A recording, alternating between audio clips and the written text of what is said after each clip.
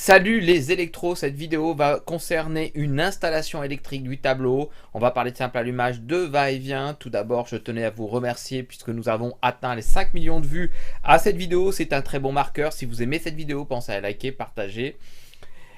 Voici le contenu de cette vidéo. La source, le lien de la source est juste en bas. Il suffira de cliquer dans les commentaires pour la voir.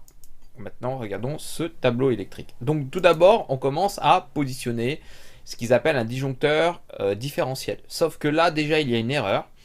Et ce qu'on ne voit pas ici, c'est qu'on voit ici la phase de l'installation. Et ce qu'on ne voit pas ici, c'est qu'on va avoir toute une installation qu'on va devoir faire. Donc ici, c'est ce qu'on appelle le disjoncteur un différentiel.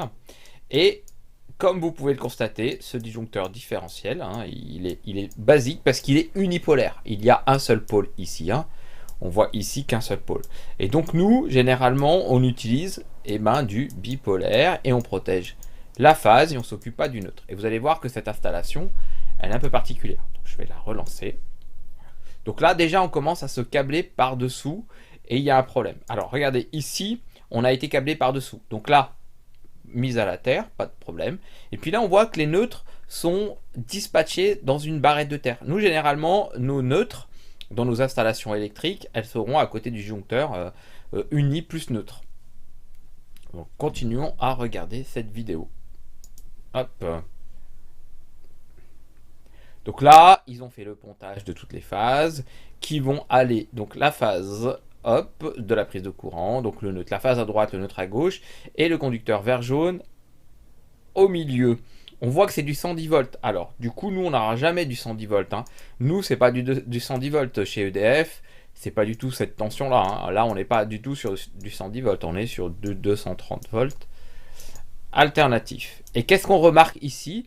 Ici, on remarque la phase. Ici, donc, on a la phase. Ici, on a le neutre. Il manque la connexion de protection électrique. Et là, on voit une lampa. Et bien, c'est pas une lampa, c'est une lampe très basique que nous avons. Et bien, ici, il va vous manquer le retour. Donc, le retour de la lampe, la phase coupée. Donc, je relance la vidéo, si ça veut bien. Je vais éliminer ça pour bien tout comprendre. Voilà. Là, hop. On a un interrupteur, on a le retour de lampe. Alors là, eux, ils ont utilisé cette couleur verte, qui n'est pas vert. On peut utiliser tout type de couleur. Puis là, on a bien la phase, le neutre. Hop, et le retour de lampe. Donc, dans cette installation électrique, c'est là où il ne faut pas se tromper.